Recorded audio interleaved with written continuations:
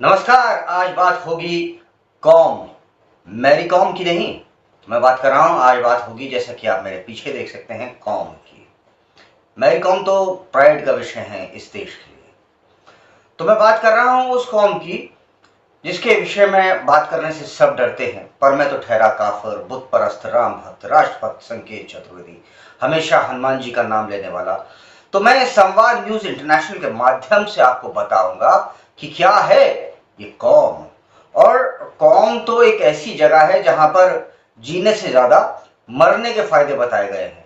और जैसा कि मैं पहले आपको बता चुका हूं, मैं मैरी कॉम के विषय में बात नहीं कर रहा था। वैसे मैं बताता हूं, मैं LIC.com के विषय में बात नहीं कर रहा। हालांकि वहां पर भी जीने से ज्यादा मरने के फायदे बताए गए हैं। तो चलिए जानते हैं कि आखिर क्या है ये रिलीजन ऑफ पीस वाली जो कौम है, और रिलीजन ऑफ पीस वालों को इतना गुस्सा आता ही क्यों है। दोस्तों, विश्व का मानचित्र उठा करके देखिए। कोई भी देश हो, चाहे वह अमेरिका हो, फ्रांस हो, ब्रिटेन हो, इजराइल हो, अपना भारत हो, लड़ाई का एक हिस्सा, लड़ाई का एक समूह, कुछ ऐसे लोग होते हैं जो दिन में 5 बार ऊपर वाले को याद तो जरूर करते हैं। और फिर जब इजराइल में एक महिला के पति का कत्ल करा जाता है तो उसके बच्चे को कुछ ईमान के पक्के लोग माइक्रोवेव में डाल करके भून देते हैं। और जब वो बच्चा भून रहा होता है तो अन्य ईमान के पक्के लोग वहां पर जश्न मना रहे होते हैं, महिला का शारीरिक उत्पीड़न कर रहे होते हैं और इस सब निर्लज एक्ट को अपनी शान समझते हैं। मगर ये कहानी सिर्फ इजराइल की नहीं है।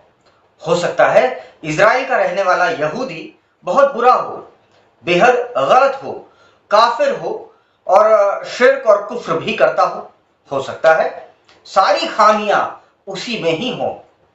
तो फिर क्या अमेरिका का रहने वाला ईसाई भी गलत ही है? हाँ, हो सकता है वो भी गलत ही हो। तभी वो 9/11 का जो हमला हुआ था ना, उसमें 2977 लोगों को मार दिया गया था। मृतकों में मैं आप लोगों को बताना चाहता हूं, जो सबसे छोटा मृतक था वो 2 वर्ष का क्रिश्चियन ली हैंडसन था, और जो सबसे बुजुर्ग थे वो थे 82 वर्ष के रॉबर्ट नॉर्टन।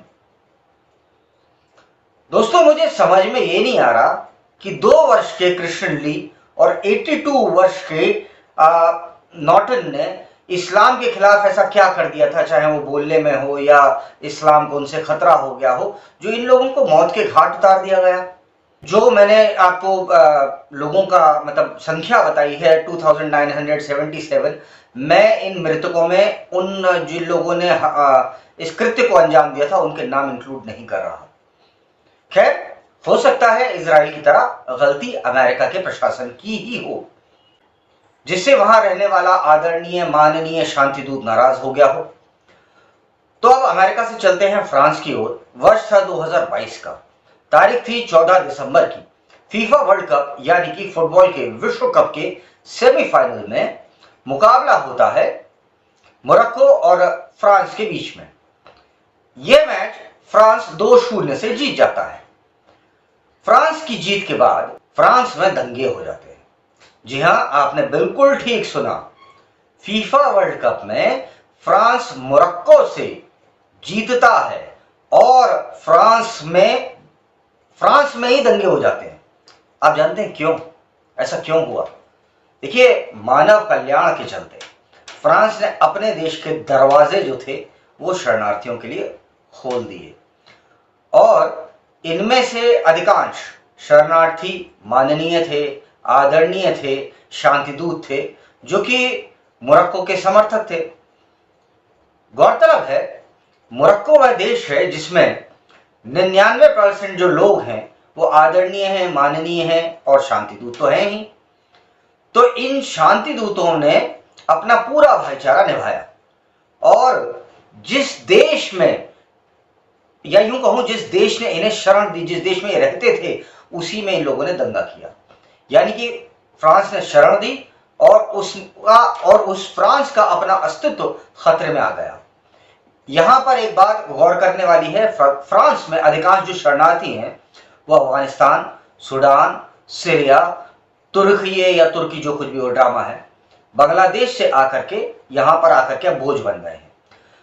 प्रश्न यहां पर यह है कि जब इन लोगों के पास अपने 57 देश हैं तो उन्हें क्या जरूरत आन पड़ी है शरण लेने की ऐसे देश में जो कि तथाकथित रिलीजन ऑफ पीस को नहीं मानता।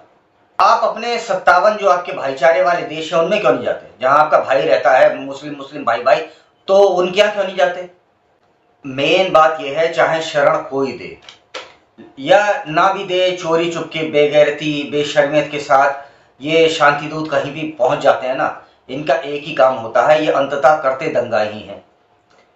अब मैंने आपको एग्जाम्पल दिए हैं, अमेरिका आप देख लीजिए, दिल्ली के दंगे देखिए ना, पश्चिम बंगाल इसका जीवंत उदाहरण है। यहां पर प्रश्न यह है कि जब अपने 57 देश हैं तो गैर ईमान वालों के देश में क्यों जाना? एक और बहुत बड़ा प्रश्न जो यहां पर उठ रहा है वो ये है कि ये साजिश है या फिर योजना। एक चीज याद करिए, मुस्लिम है हम सारा जहां हमारा, गजवा हिंद, ये शब्द आपको याद है कि नहीं? कहीं पर भी शरण लेना, घुसपैठ करना, गजवा हिंद, इस्लामी हुकूमत की नाकाम योजना का ये सब हिस्सा तो नहीं है? या हम मूर्ख हैं, अपनी आंखें बंद करके बैठे हैं? याद कीजिए, जब वर्ष 2018 में बर्मा यानी म्यांमार से भागकर रोहिंग्या भारत आने लगे थे ना, तो मैं एक बात यहां पर आपको याद दिलाना चाहता हूं। तो 2018 में पाकिस्तान के तत्कालीन प्रधानमंत्री थे इमरान खान सॉरी उन्होंने, इमरान खान ने इन अपने भाइयों को लेने से इनकार कर दिया था। खैर, लेकिन फिर भी यहां पर कुछ तथाकथित सेकुलर नेता थे जो उनके लिए दिलो जान से लड़ने में पड़े थे कि कैसे भी वो घुसपैठिए भारत में आ जाएं और बस जाएं, और उनके तथाकथित सेकुलरिज्म में उनके वोटर बने। डेमोग्राफिक चेंज ही यहां पर रहने वाले का अंततः कुछ भी सत्यानाश हो, मगर नेताजी को इस बात से, इन सेकुलर नेताओं को कुछ भी फर्क नहीं पड़ता था। उनका मानना यह था कि कागज दिखाकर अगर कोई हिंदू भारत में आता है वो गलत है, जैसा कि सीए हमने उदाहरण में देखा। नेताओं का मानना था कि कागज दिखाकर भारत में आने वाला हिंदू गलत है। सीए के विरोध में सेकुलर नेताओं का जो बटन तोड़ प्रदर्शन, वो याद तो है आपको कि नहीं? ये इतने उत्सुक थे और अपने चुनाव में जीतने के इतने मतलब उसमें थे, लालायत थे कि पाकिस्तान में रहने वाली हिंदू, सिख या कोई भी माइनॉरिटी की लड़की के संग कुछ भी हो, इन्हें उस बात से कोई फर्क नहीं पड़ता। इनके लिए बस डेमोग्राफिक चेंज ना हो, कहीं गलती से बीजेपी का या ऐसी पार्टी का वोटर ना बढ़ जाए जो हिंदुओं का फेवर कर जाए, क्योंकि फिर उससे इनका वोट बैंक गड़बड़ा जाता, चुनावों में इनका जो इन्होंने समीकरण बनाए थे वो गड़बड़ा जाते। इनके लिए ऐसा लगता है कि मानो मनुष्य अगर कोई है, अगर किसी के संग गलत होता है तो वो सिर्फ और सिर्फ मुसलमानों के संग गलत होता है। जितने भी ये सेकुलरिज्म के नेता हैं ना, इनमें से एक नाम है दिल्ली के पूर्व मुख्यमंत्री, भाईचारा का गीत गाने वाले, शराब के घोटाले के आरोपी अरविंद केजरीवाल का। और हाँ, इनके विषय में एक बात मैं आप लोगों को और बता देता हूं कि जब दिल्ली में कोरोना काल था ना, तो उसमें कुछ डॉक्टर भी थे जो सेवा कर रहे थे कोरोना काल में, उनकी अनफॉर्चुनेट डेथ हुई थी। मगर ये जो अरविंद केजरीवाल हैं भाईचारे वाले, ये पहुंचे 1 करोड़ का चेक लेकर के सिर्फ एक मुसलमान के घर, मुसलमान डॉक्टर के घर। अरे भाई, हिंदू डॉक्टर का प्रोत्साहन का सर्टिफिकेट ही दे देते, मत देते पैसे, मगर नहीं, सेकुलरिज्म भी तो निभाना है। ये सेकुलरिज्म है या हिंदू विरोध है? और सेकुलरिज्म में भाईचारे का अर्थ सिर्फ इतना है कि हिंदू चारा बने और भाई मजा उड़ाए। इतने मजे तो भाई के शायद पाकिस्तान में भी नहीं होते, और शायद इसीलिए उनके पूर्वज पाकिस्तान नहीं गए, क्योंकि उनको भी पता था कि पाकिस्तान में वो लोग ना मुजाहिर कहलाएंगे। और यहां जिस प्रॉपर्टी पर हाथ रखते हैं, वक्फ बोर्ड आप देख सकते हैं, तो वो उनकी होगी। ऐसा लगता है इनके पूर्वजों को भी पूरा विश्वास था भारत के सेकुलरिज्म पर, जो चच्चा बना के गए थे। चच्चा से याद आया दूसरे सेकुलर नेता का नाम, उनका नाम है राहुल गांधी, जिन्हें हिंदू धर्म में एक शक्ति है उससे लड़ना है इन्हें, जिनकी पार्टी शुरू से ये कहती आई है कि हिंदू मुसलमान मत करो, इससे समाज में ना विभाजन होता है, खटास होगी। लेकिन हाँ, ठाकुर, बनिया, पंडित, जाट, गुजर, ये सब खूब करो, इससे समाज में मिठास बनी रहती है। ओवरऑल बेसिक इनका ये था कि कैसे भी वो हिंदू सोसाइटी को डिवाइड करना है। इनके मतलब जो पूर्वज थे वो भी कह गए थे कि by matter of chance I am a Hindu. इस लिस्ट में दोस्तों एक नाम और है जो कदाचित किसी भी हिसाब से मिट ही नहीं सकता। वो नाम है जिसे मैं पत्थर पर अगर लकीर है ना उसको मैं मिटाना चाहूं वैसे मिट ही नहीं सकता। पत्थर से याद आया, उनका नाम तो हिंदुओं की छाती पर रखे एक पत्थर के समान है जिससे वो डेली मूंग की दाल चल रही है हिंदुओं की छाती पर रख करके। उनका नाम है ममता बनर्जी। उन्हें संदेश खली में जो हिंदू औरतों का बलात्कार हुआ तो वो कहने लगी ये जो मतलब कंप्लेनेंट है हिंदू औरत है, एक नहीं कई हैं, वो सब झूठ बोल रही हैं, और अगर सही है तो इनका नेता है जो जिसके बारे में ये भी था कि वो शायद बांग्लादेश से आया है। इन्हें जय श्री राम बोलने पर ये कहती है मैं चमड़ी उधड़वा दूंगी किसी ने जय श्री राम बोला तो। लेकिन हाँ कोई बात नहीं, वो कहती हैं कि अगर वोट तुमने बीजेपी को दिया तो अल्लाह कसम तुम्हें हम माफ नहीं करेगा, खुदा तुम्हें माफ नहीं करेगा, वहां कोई दिक्कत नहीं है। हाँ जय श्री राम बोल दिया तो चमड़ी उधड़वा देंगे। फिर से दोबारा से एक बार अरविंद केजरीवाल का रुख करता हूं। कहीं दिल्ली में जब 2020 में दंगे हुए थे जिसमें दिलबर नेगी को जिंदा जला दिया गया था, तो उसके लिए कहीं अरविंद केजरीवाल, ताहिर हुसैन जो इनके नेता पकड़े गए थे, ये भी तो जिम्मेदार नहीं है। अजीब डेमोक्रेसी है साहब, सच बोलने भी आदमी डरता है। ये सारे विस्तृत एग्जाम्पल मैंने ये आपको समझाने के लिए बताए हैं, इनफैक्ट ये काफी हैं ये बताने के लिए कौम है क्या। उदाहरण के साथ मैंने आप लोगों को बताया है, जैसे कि बिना मतलब के मार देना इजराइल, कि जो मदद करे उसी को मारना फ्रांस, अपने विचारों के अलावा किसी और विचारों के लिए जगह ना होने देना भारत, संदेश खली, कश्मीर, केरल, सब कुछ। शायद यही वो कौम है, और मैं शायद हटा रहा हूं और कह रहा हूं हाँ यही कौम है, यही कौम का अर्थ होता है। क्योंकि आसमानी किताब उसकी आयत है जिसमें सूरा 9 में आयत 5 में लिखा है कि काफिर वाजिब कत्ल है। आसमानी किताब का एक और महत्वपूर्ण संदेश सुनिए, वो ये है सूरा 9, हवाला दे रहा हूं, सूरा 9 जिसे अल तौबा भी कहा जाता है, उसकी 28वीं आयत है, ए ईमान वालों, उसमें लिखा है ए ईमान वालों, जो लोग अल्लाह के साथ साझी ठहराते हैं वे नापाक हैं। इसका अर्थ क्या हुआ? जो लोग अल्लाह के साथ किसी और को साझी ठहराते हैं वे नापाक हैं। अर्थात ईश्वर अल्लाह सुनिएगा जरा गौर से, अर्थात ईश्वर अल्लाह तेरो नाम ये गलत है, और जिसने गाना बनाया वो नापाक है। खैर ये वैसे गाना गाता कौन था, गवाता कौन था, ये तो आप लोगों को भी पता होगा, ईश्वर अल्लाह तेरो नाम, याद है आपको कि नहीं?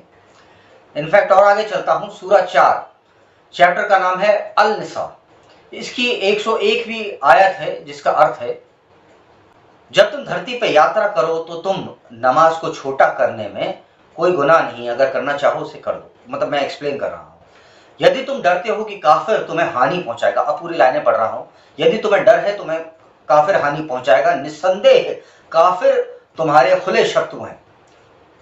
तो दोस्तों ऐसी बहुत सारी आयतें हैं इस आसमानी किताब की जो निश्चित तौर पर विवादास्पद तो है ही।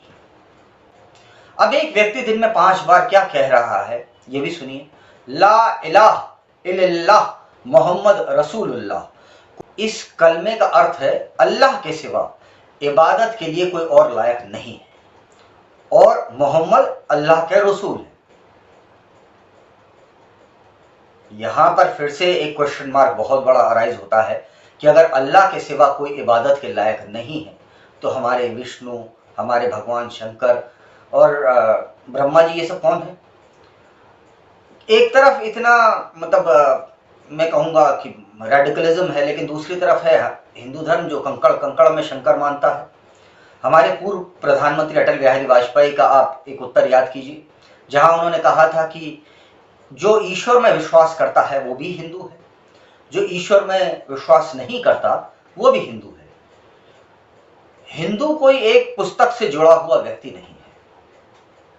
आप समझ रहे हैं ना पुस्तक और उसका अर्थ।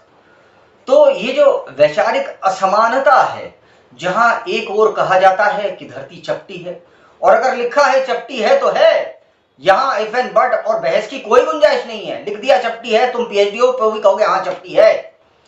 अब इस रिजिडिटी और इस रेडिकलाइजेशन का जो मिक्सचर होता है उसका एक और पहलू आप देखिए कि अगर कोई शांति दूत किसी काफिर यानी कि किसी ईसाई की, किसी यहूदी की, किसी हिंदू की, किसी सिख की, किसी जैन की बेटी को, बौद्ध की बेटी को उसका ईमान मुसल्लत कर देता है तो बड़ा पुण्य का काम कर रहा है।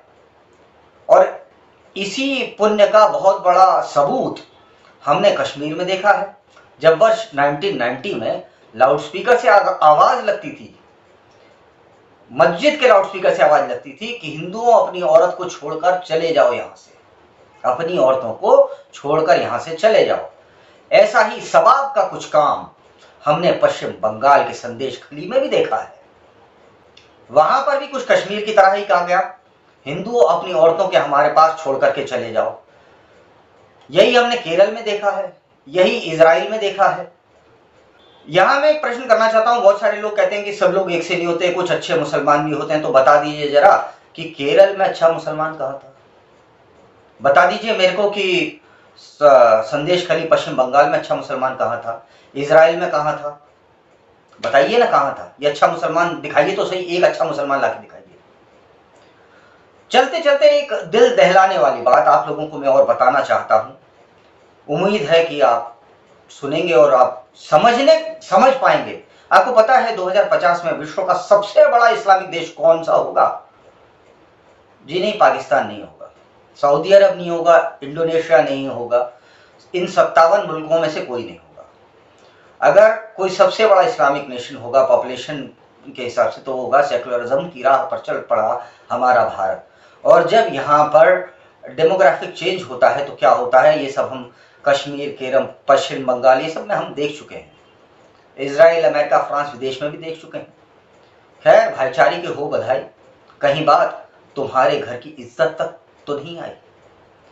याद करो, पुरानी हिस्ट्री तक बता देता हूं। दुख्तर हिंदुस्तान नीला में 2 दीनार, नीला में 2 दीनार, यानी कि हिंदुस्तान की बेटी 2 दीनार में नीलाम की जा रही है। याद रखिए, ये मतलब अपने मन से नहीं कह रहा, ये शिलालेख अफगानिस्तान के गजनी शहर में है। मेरी नजर में दोस्तों सेकुलरिज्म का सिर्फ एक अर्थ है, वो है बेशर्मियत, बेहयाई, लालच और गुलामी की आदत। कुछ लोग कहेंगे कि मेरे बोलने से माहौल खराब हो जाएगा, तो मेरा प्रश्न है कि शिवाजी महाराज और महाराणा प्रताप लड़े ही क्यों थे? उनके लड़ने में से भी तो माहौल खराब हो जाता, अकबर बड़ा बुरा मान जाता, मोहम्मद गजनवी नाराज हो जाता। कहीं आज की सेकुलर व्यवस्था जो है वो महाराणा प्रताप और शिवाजी को अरेस्ट करके जेल ही तो नहीं डाल देती? कहीं तब भी कह देते कोई ना कोई कि भैया तुम्हारी वजह से माहौल खराब हो रहा है। सत्य तो दोस्तों यह है कि हिंदू फटा तो कानून फटा। देखो, कश्मीर में फटा ना, बंगाल में फटा, केरल में फटा। बिना उदाहरण के मैं कुछ नहीं बोलता, जब फटा है तभी बोल रहा हूं। तो दोस्तों आज के लिए विराम लेता हूं, क्योंकि मेरा क्या है, मैं तो बोलता रहूंगा। कहा भी गया है हरि अनंत, हरि कथा अनंता। तो वैसे ही संकेत का क्या है, संकेत तो बोलता ही रहेगा। अगर दोस्तों आप लोगों को मेरी बात अच्छी लगी और आप समर्थन करते हो, अगर आप लोगों को लगता है कि किसी बेटी के कत्ल पर या उसको कत्ल करके सूटकेस में भरे जाने पर निकलने वाला कैंडल मार्च हमारी बुजदिली की निशानी है, कैंडल जलाना यह हमारा काम नहीं है। हमने तो धर्म हित में रावण की लंका का भी दहन करा है। और दोस्तों आज का सत्य तो यह है कि हमें मर्यादा पुरुषोत्तम राम तो याद है, मगर धर्म हित में रावण का वध करने वाले राम को हम भूल गए। हमें रासलीला रचाने वाले, बांसुरी बजाने वाले श्री कृष्ण तो याद हैं, पर स्त्री की रक्षा हेतु सुदर्शन चक्र उठाने वाले श्री कृष्ण को हम भूल गए। अगर अहिंसा परमो धर्म होता तो हमारे सभी देवी देवताओं के हाथ में अस्त्र शस्त्र न होते। यदि आप लोग मेरी बात से सहमत हैं तो आपसे आग्रह है कि मुझे सब्सक्राइब करें, इससे मेरा हौसला बढ़ेगा। जय भवानी।